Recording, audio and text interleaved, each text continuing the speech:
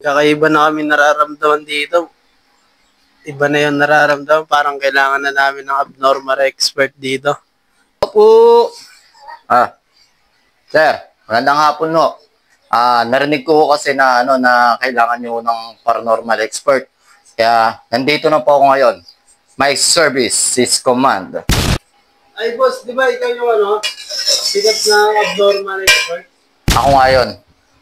Ako, si Egg Talwag. Tagapagligtas ng mga multo. Kaya, boss, pwede ka ng imbestigahan yung bahay niyo? Sige.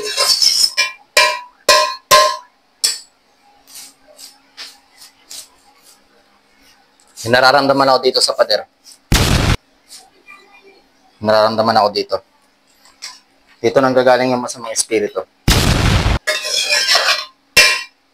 Tignan ko kung may pagkain sila. Ayos. Boss, may nararamdaman ako sa kwarto niya. Pwede ko ang pasukin to, boss. Sige, pagawin mo lang. Diyan ka lang, boss. Huwag ka muna susunod, ha. Ang na Ed Kalwag Ang tagal kayo ginagawa na ito. Oh boss, anong ginagawa mo dyan? Nagutom ako, boss. Kumakain lang ako. Anong ulam mo? Ano, boss? Egg. Ano, boss? Kaya pala Ed Kalwag ka? Oo, boss. Kailangan, boss, kasi hinihigop ng multo yung enerhiya ko, kaya binabalik ko rin.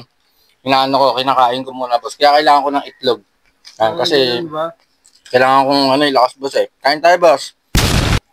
Kala ko abnormal expert ka. Patay gutom, expert ako, boss.